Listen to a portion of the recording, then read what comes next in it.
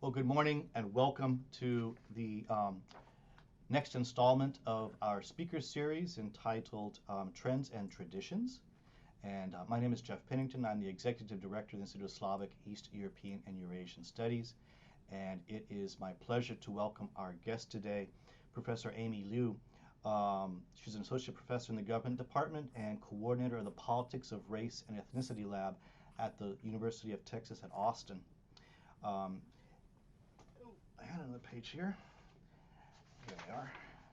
So Amy's research and teaching focus on the intersection of ethnic politics, language politics, and migration politics, often through the lens of Great China, the Chinese language, or the Chinese diaspora. Amy's first book, Standardizing Diversity, The Political Economy of Language Regimes, published by the University of Pennsylvania Press in 2015, examines how the recognition of lingua franca can be conducive for economic growth. Her second book, The Language of Political Incorporation, Chinese Migrants in Europe, published by Temple University Press in 2021, looks at the linguistic networks of Chinese migrants and the implications for engagement with local authorities in Europe. Amy is currently working on a new book project examining the diversity and representation of government cabinets in Europe and Asia. And when not doing research, teaching, or managing the lab, she enjoys learning languages, traveling the world, and contributing to the local economy by eating her weight in dough-wrapped meat fillings. Great. I'm sure the Austin food scene welcomes that. So I would like to then invite Amy to present today on the language of incorporation, the Chinese migrants in Central Eastern Europe. Amy, please. Thank you very much for the introduction, Jeff.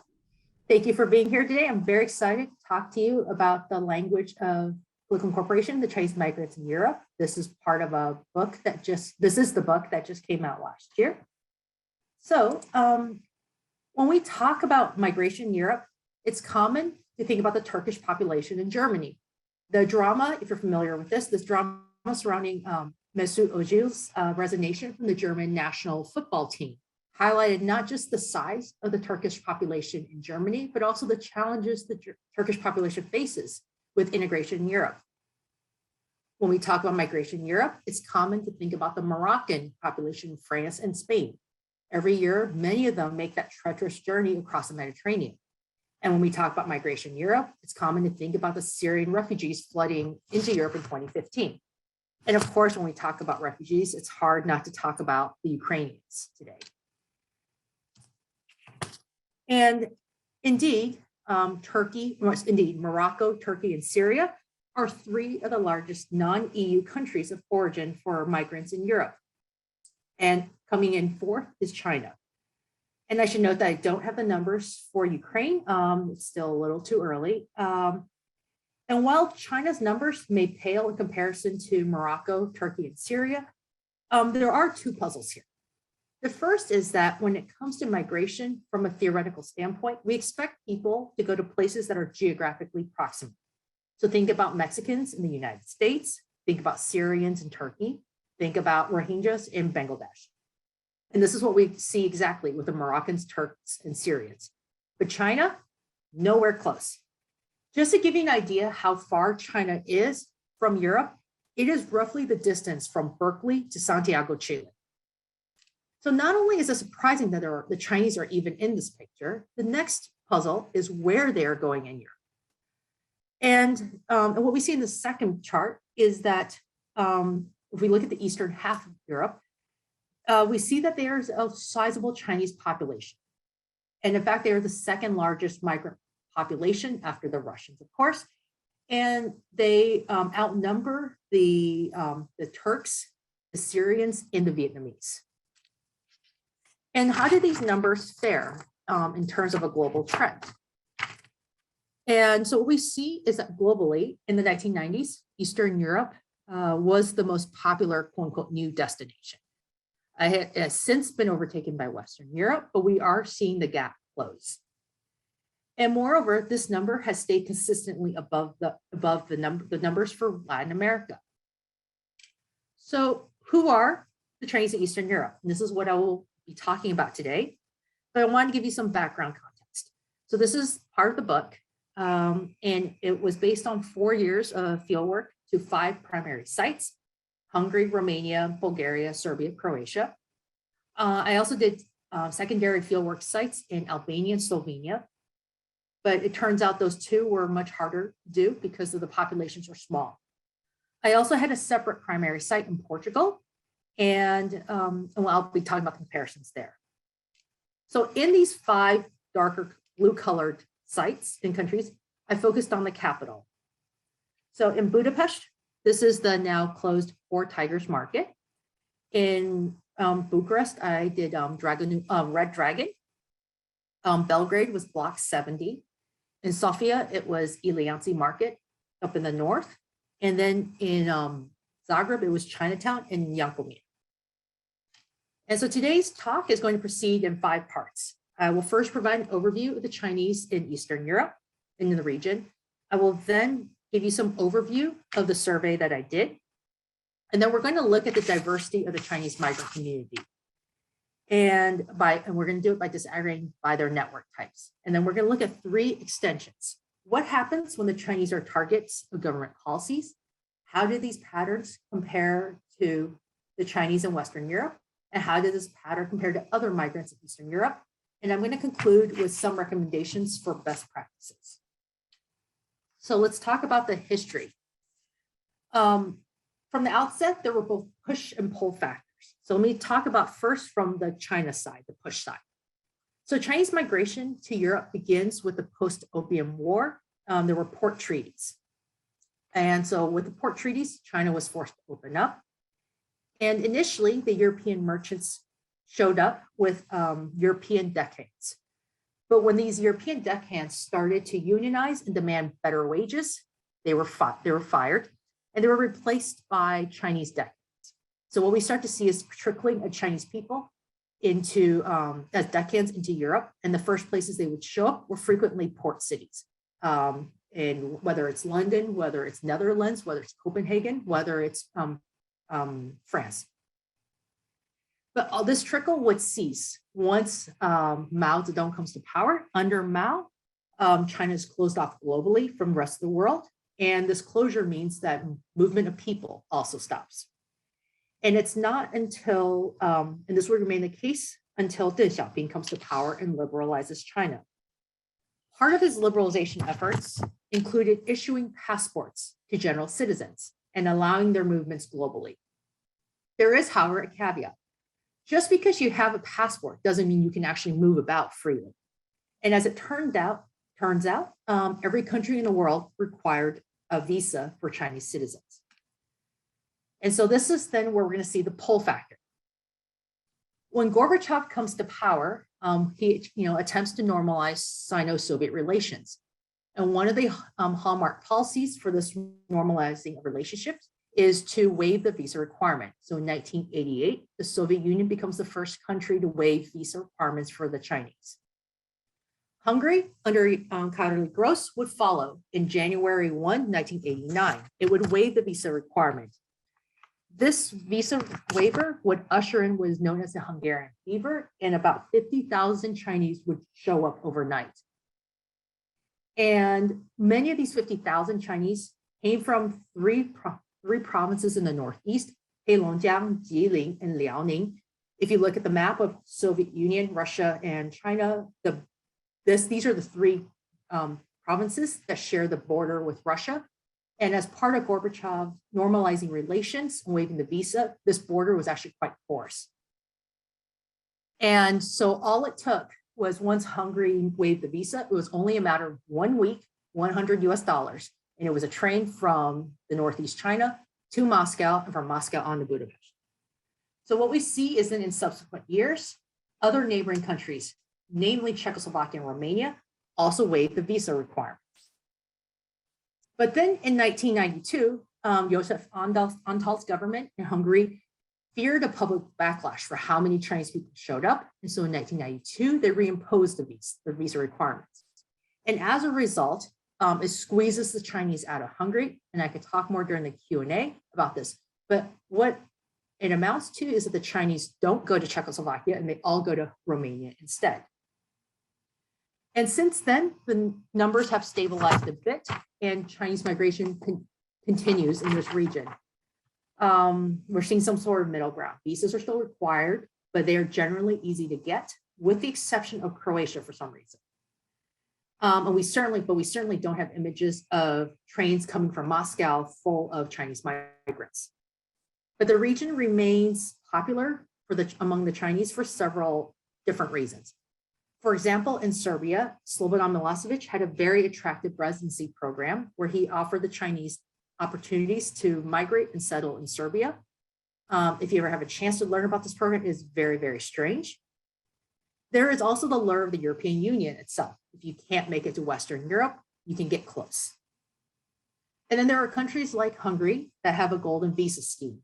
You buy 250,000 euros in state bonds for 5 years, and you have residency. And so let me talk a little about the surveys.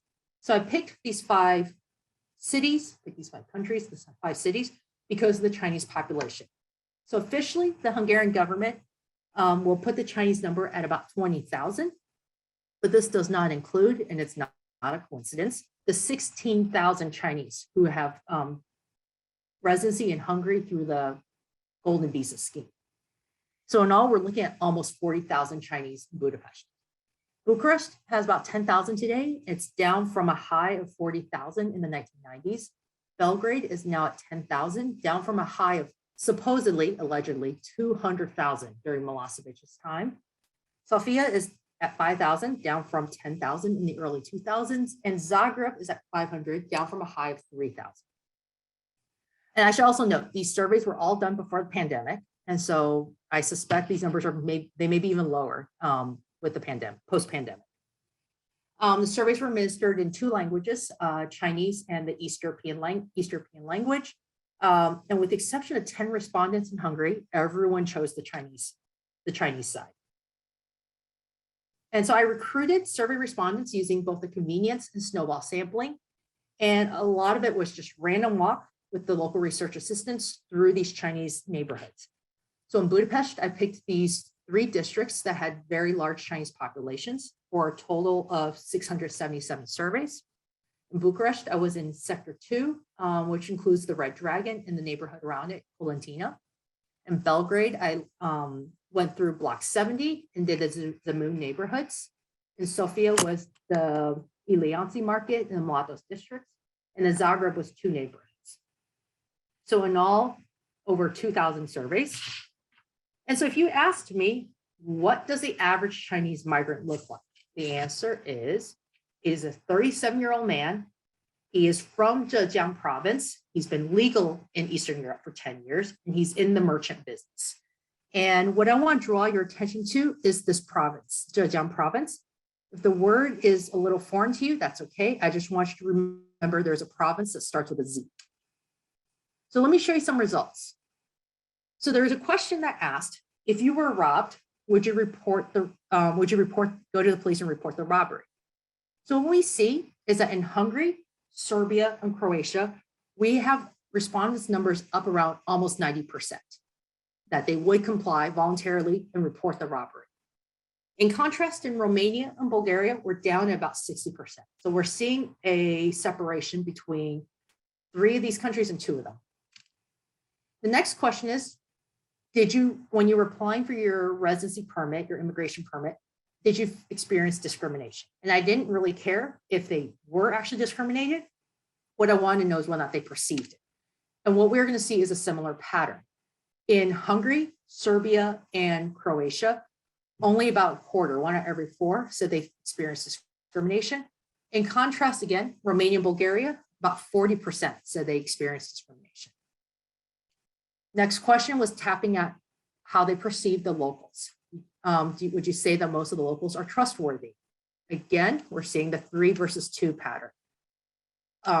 Almost high 90% in Hungary and Serbia, low 90% in Croatia, but then drops to below 75% in Romania and Bulgaria.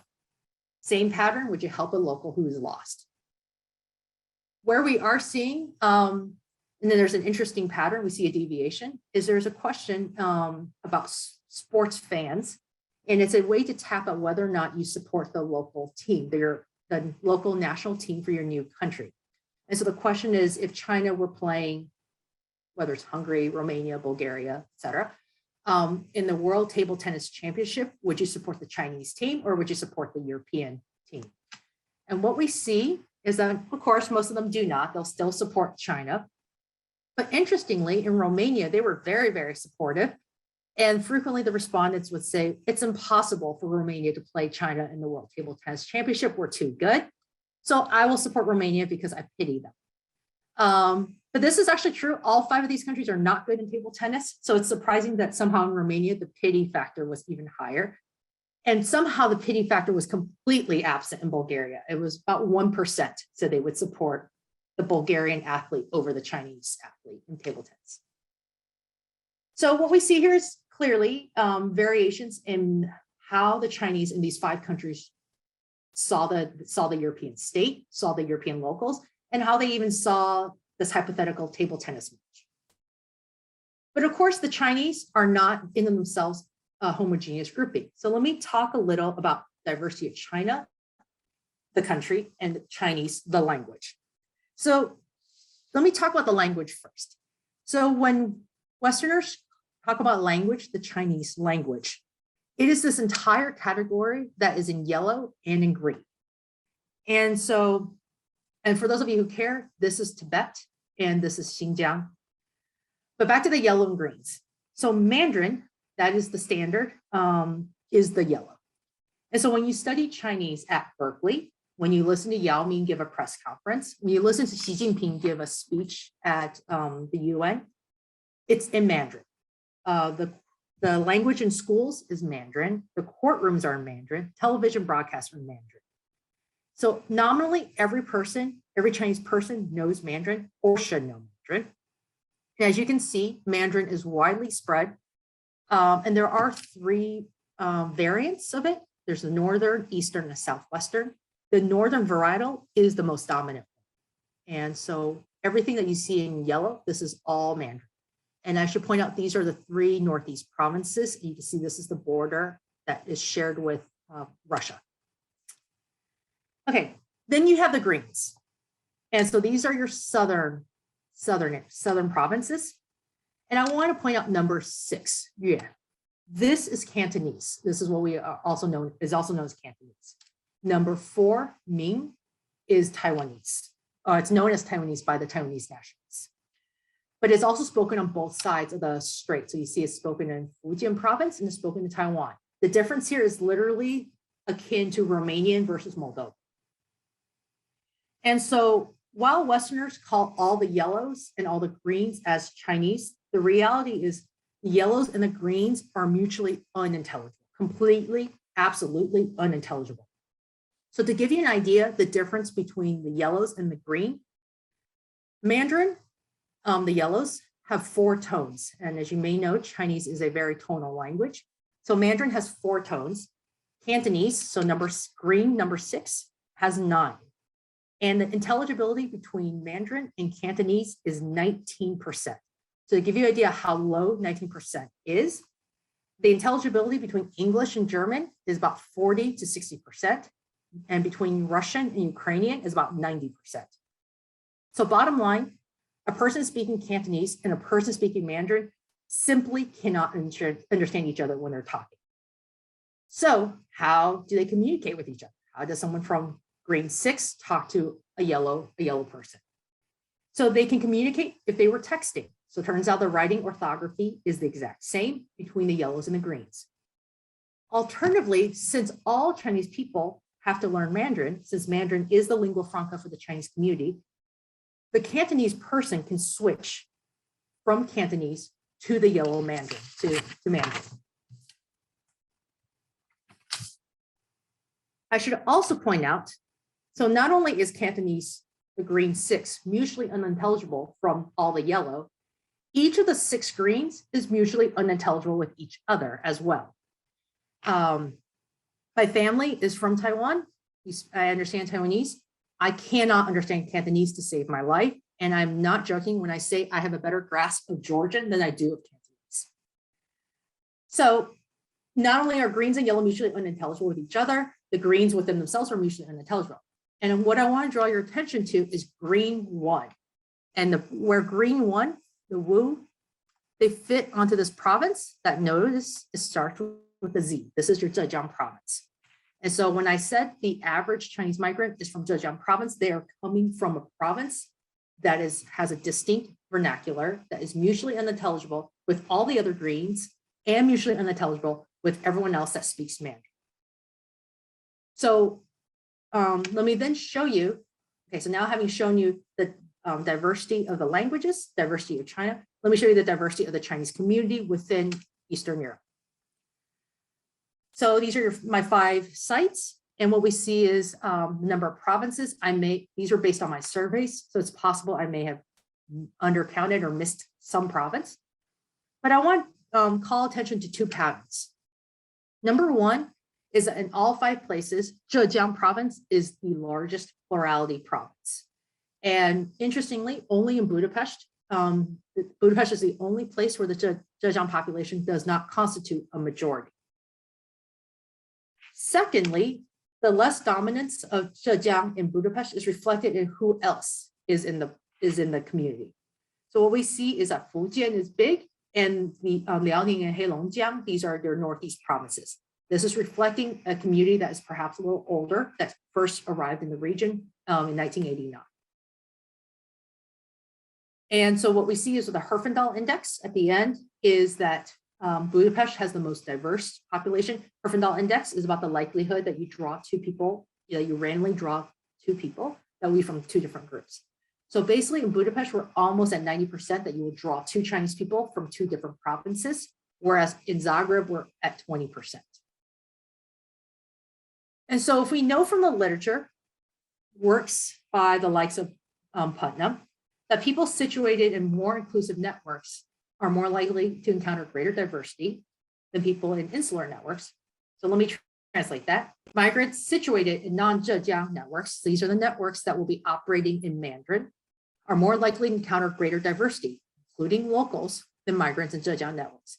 So if you go to Hungary, Romania, Bulgaria, and you meet a local who says, I've been studying Chinese, I've learned Chinese through the Confucius Institutes, or I've learned Chinese by doing a study abroad at Beijing University, they are also learning it in Mandarin. So, so there's 2 types of networks, the Mandarin networks, which is going to be diverse. Then you have the Zhejiang networks, which is running in only the Zhejiang vernacular. This would suggest the predictions would be migrants situated in the Mandarin networks are more likely to 1, trust the police, 2, report positive experiences at immigration, 3, trust, 4, help locals, and 5, support the local teams. And the intuition here is that it's the frequent exchanges with people from diverse backgrounds, whether it's other Chinese or the locals, is what allows for exchanges and understanding cultural differences to foster and for positive experiences. So in contrast, migrants from Zhejiang remain in very insular networks. They are large, they speak a vernacular, green 1, that is very different from everyone else. And as a result, their daily interactions tend to lack diversity. So let me show you the results. I'm going to take the same 5 survey questions, and I'm going to break it down by whether or not the Chinese respondent is in a Mandarin inclusive network or a Zhejiang insular network. And what we do see is that people that are in the Mandarin inclusive networks are more likely to report the robbery.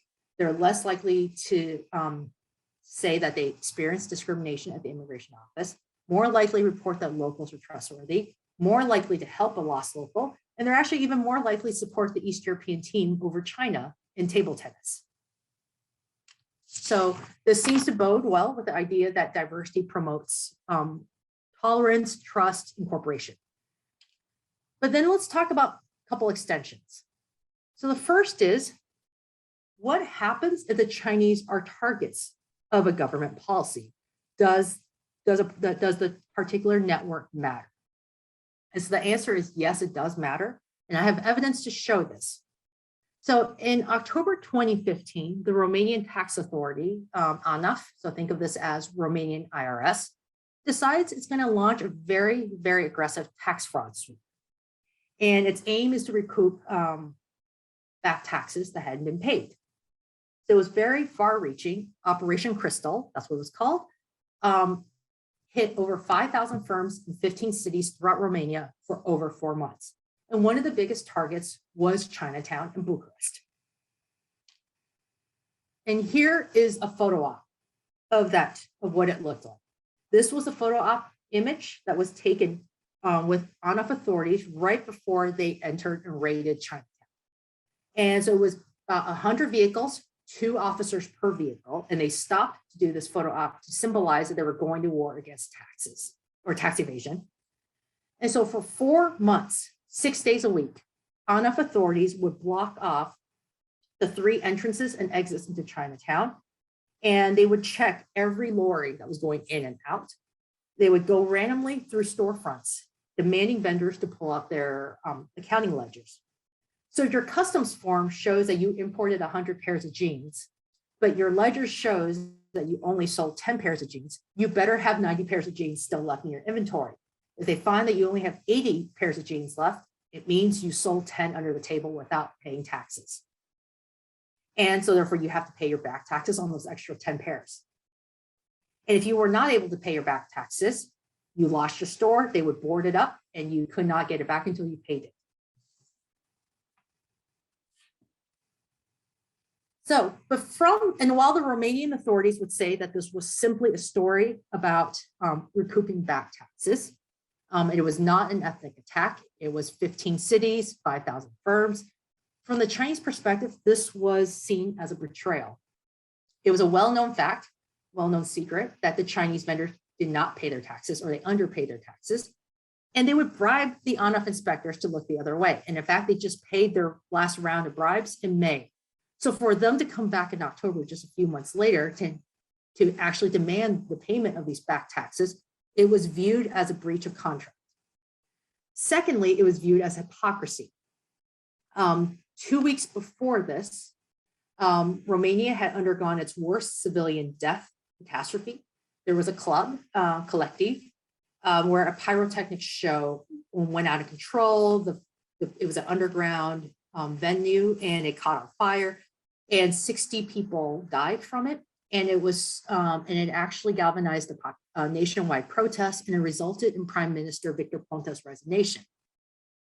And so for the Chinese, the intuition was that if the Prime Minister of the country himself was this corrupt, it was unreasonable to expect the average local Chinese vendor to own up to their own back taxes. And this was simply not a story about ANAF officials versus the Chinese vendors. It was the fact that we actually see diplomatic relations being employed. The Chinese ambassador, in fact, summoned the ANAF officials to the embassy for an explanation. So imagine if someone from the IRS was summoned to a foreign embassy in Washington, D.C. And while the frustrations was widespread by all the Chinese, they did all find this certainly inconvenience, right? Of having the entrance and exits being blocked off, having police officers show up at your storefront. Those in the Zhejiang networks were able to call upon their own networks, their own resources to resolve these issues. And in fact, many of those in the Zhejiang network did not want the embassy involved whatsoever. In contrast, those in the Mandarin networks, the Mandarin non-Zhejiang network started to finger point. And there was never-ending accusations of who was the rat, who ratted whom out. And so what we should see is that attitudes towards the Romanian authorities and the locals should drop more drastically for those in the Mandarin networks than in the Zhejiang networks. And indeed, this is what we see, is that before the raids began versus after the raids began, we see that the drop in willingness to report a robbery to the police dropped almost around 20-some% for those in the Mandarin networks. Contrast that to single digits for those in Zhejiang. And interestingly, asking people to suddenly recall, did you experience discrimination? You went to the immigration office. Those in the Mandarin network are suddenly much more likely to say, yes, they experienced discrimination, even though nothing actually changed. It's the daily raids suddenly affected their perception or their memory recall. Would you trust a local, considering that everyone felt that the locals ratted them out? we see that those in the Mandarin Networks were much less likely now to trust a local compared to those in Zhejiang. Would you like to help a local? No, either. Would you support Romania over China in able tenants? No. And so what we see is, this is not to say that those in Zhejiang Network did not experience the backlash or did not have increasing negative attitudes, but it's that the magnitude was much larger for those in the Mandarin inclusive networks. So next, this raises the question, are these findings comparable to other migrants in the region? Is this a Chinese story? And so what I'm going to preview and tell you is that we do see similar patterns when we look at the Muslims in Eastern Europe.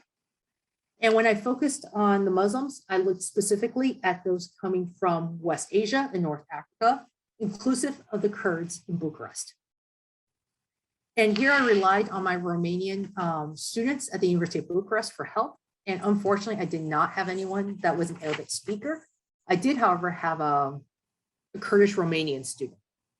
And again, I recruited the survey respondents on a snowball and convenience sampling.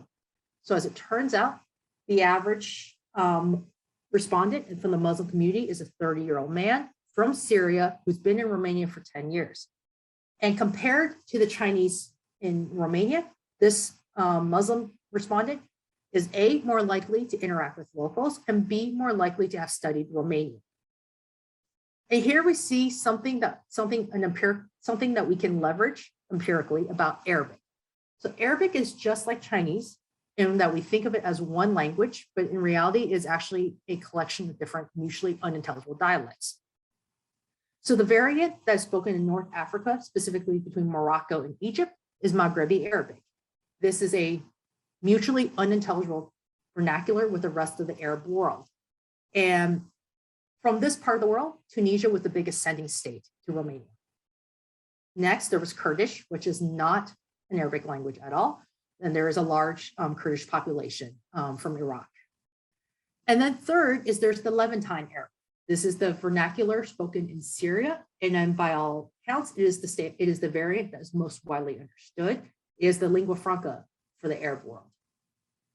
So what we should see is that similarly in Tunisia and, among the Maghrebi and Kurdish respondents, they are less likely to report the robbery, more likely to say they've been discriminated, less likely to trust, less likely to help, and less likely to support Romania in, I believe I changed it to football. And as it turns out, those in the Levantine, the lingua franca networks, the more inclusive ones, more likely to report robbery, less likely to say they were discriminated, more likely trust a local, more likely to help a local, and more likely to support Romania over China, over their country. That's typo there. And so what we see is same dynamics, although overall, migrants from West Asia and North Africa are more integrated than those from China. Next, how does this pattern of the Chinese in Eastern Europe, Eastern Central Europe, compare to the Chinese elsewhere? So we preview here, I'm going to say is we see similar patterns when we look at Western Europe. And I had the privilege, was the privilege. I had the luck to be able to do this research in Lisbon. The population there is around 10,000, 15,000. Again, I did the survey in Chinese and English. All the respondents answered in Chinese, and it was based on the convenience of snowball sampling. And here what we see is that the average respondent is again, 35-year-old man, again, from Zhejiang, and has been in Portugal for 9 years. Compared to the Chinese in Eastern Europe, this average respondent is more likely to have interacted with the locals, but less likely to have studied Portuguese. And in fact, I should point out, the Chinese in Portugal was the only place where I actually had Chinese respondents tell me that they couldn't read my survey because they were illiterate effectively, and they needed me to read the survey questions to them. What we see again is that the biggest provinces, once again, Zhejiang at more than 50%. Shandong is another large province from the north, and Fujian. So the likelihood that you're going to draw two people from two different provinces is about 50%. And again, we see very similar trends that we saw in Central Eastern Europe, where the migrants, the Chinese migrants in Portugal that are in the Mandarin Networks are more likely to trust, less likely to experience discrimination, more likely to trust and help, and more likely to support Portugal over China in table tennis. So where does this leave us? So I want to conclude by addressing four best practices. The first is the importance of designing and administering surveys when we're collecting data. It is important to always consider the identity of the person administering the survey. I know I had unrivaled access, in part being ethnically Chinese. Second is, it is important to promote lingua francas. Lingua francas can cut across parochial migrant identities, and thereby promoting political incorporation. And what language, whether or not a language is a lingua franca will depend on the identities of the migrants in question. So in the American context, it's hard to think of English as a lingua franca when we're thinking about Anglo-Latino relations. But when you're thinking about the relationship between a Chinese and a Latino, English is a perfectly reasonable lingua franca. And so in short, whether or not language is lingua franca is situational. And third, this may come across as a bit controversial, but I do think it is important to think about the incentivizing dispersed settlements. This serves two purposes. The first is that when a migrant community remains concentrated, there is no incentive for migrants to integrate beyond their home culture.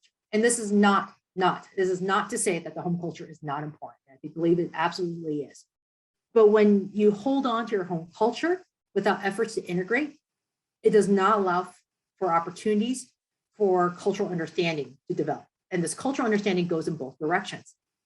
When a migrant community is dispersed, it increases the number of locals that come into contact with migrants. So even if this encounter is passive, it can promote tolerance.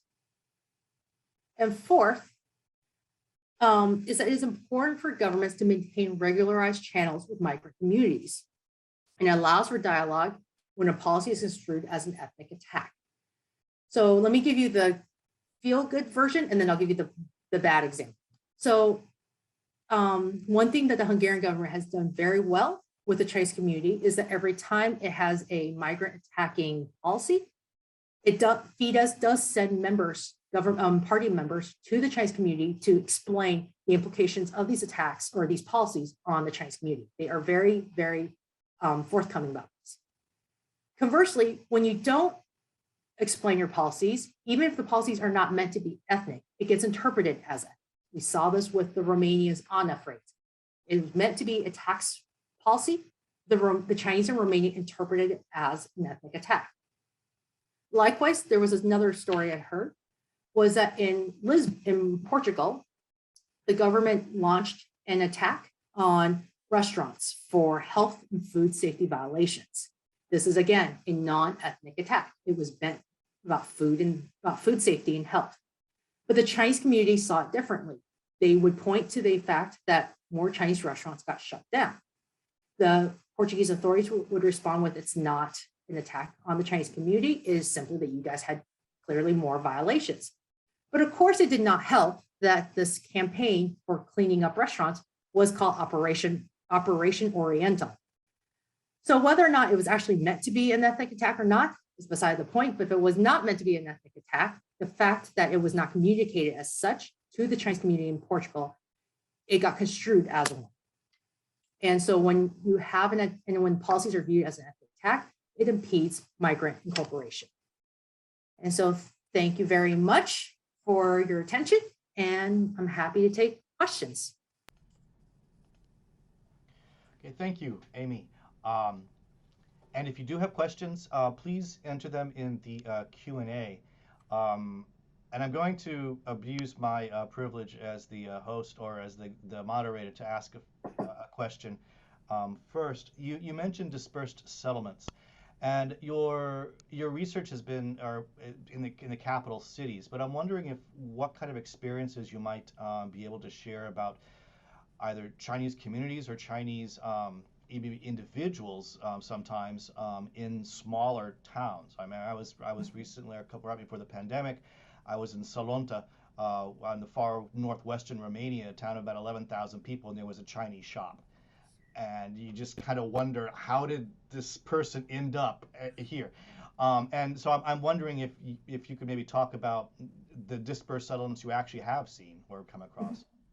So there are two ways to think about this disbursement. One, what really struck me was especially was in Budapest. You could see where the Chinese were. There were 3 districts where there were a lot of Chinese that were concentrated. But actually, there are Chinese shops, Chinese restaurants in every district. And you could see how locals would talk about the Chinese people in even the areas that had fewer Chinese, but they would still talk about them in a positive light. And so even just within the capital itself, the dispersed settlements of neighborhoods that weren't Chinese dominant was telling.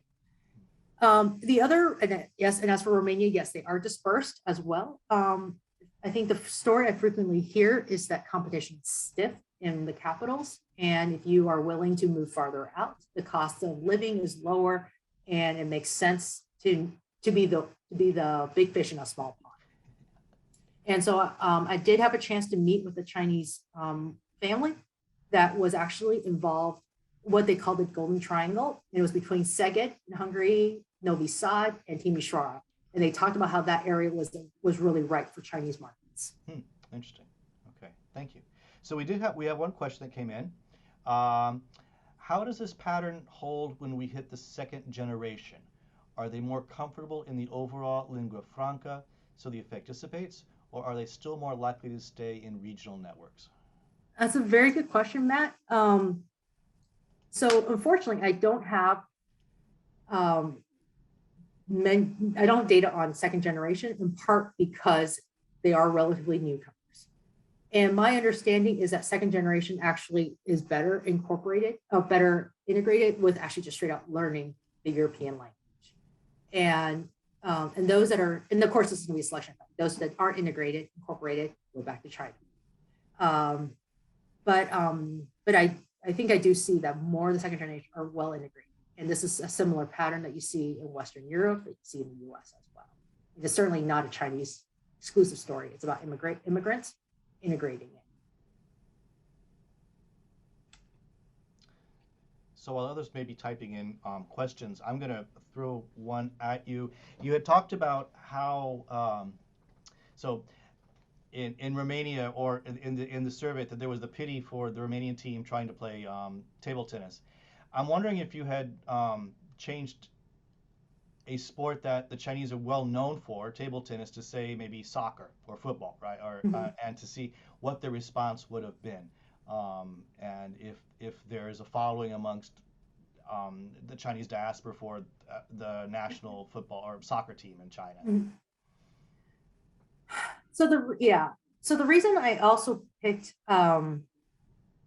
table tennis is it's an individual sport. And what I manipulated in the survey was actually, I wanted to see if people would support, it was actually 3 matchups. It was a Chinese national versus a Hungarian, for example. Then it was a Chinese national from not from China playing the Hungarian. Then it was a Asian, non-Chinese, non-ethnic Chinese, non-Chinese national playing the Hungarian. And I was curious at what point the Chinese ethnicity would die out, or does it die out as soon as the nationality? And it turns out it dies right away with the nationality. They would all, I want to say it was over 50% in all the countries except Bulgaria for some reason. The minute it was a ethnic Chinese from whether it was Singapore, Thailand, or Malaysia, they would support the Hungarian, the Romanian, the Serbian. And I wanted to be able to signal that without flat out saying this person is a non-ethnic Chinese. If I did individual names, setting up as individual sports, I could put like Magyar Zoltán versus the Chinese name, and I would put parentheses behind it, the country they were representing. So for someone that was from Thailand, Malaysia, or Singapore, they would see that the person was not a PRC national, but they would see a very Chinese. Okay. Interesting. Thank you. Well, I'm not seeing any more questions. So if there aren't any, would you please join me in thanking Amy for her presentation today? And I just want to give a shout out for next week's series, or next week's talk in the series. So please then catch us at same time next week, 10 a.m. on Thursday, 10 a.m. Pacific on Thursday, when Colleen Lucy, Assistant Professor of Russian and Slavic Studies at the University of Arizona, will be talking about erotic exchanges, sexual commerce in Imperial Russian culture. That is something to keep on. And if you missed any of Amy's talk today, it is being recorded, and it will be posted to our ISEEES YouTube account in the next couple of days. Oh, wait, we do have a... Oh, so there is one question that's come in. Thank you for your talk. Overall, would experiences in Eastern Europe compare to those in Southeast Asia, or is Eastern Europe unique in some way? I think it's actually very similar. Maybe not present day Southeast Asia, just because it's been multiple generations. But the stories, my familiarity with Southeast Asia is that early on, there were several provinces from China that were responsible for being big sending states, or sorry, the big sending provinces, most notably Fujian and Guangdong. And my understanding is that these people would show up and they would be very, very insular in their networks themselves. The one difference I would say is that the dominance of Mandarin as the lingua franca for the Chinese community is not until a post-1949, post-1911, post-1949 phenomenon. And so the movement of Chinese migrants to Southeast Asia predates all that. So the importance of Mandarin as the mechanism for serving as a lingua franca is not there.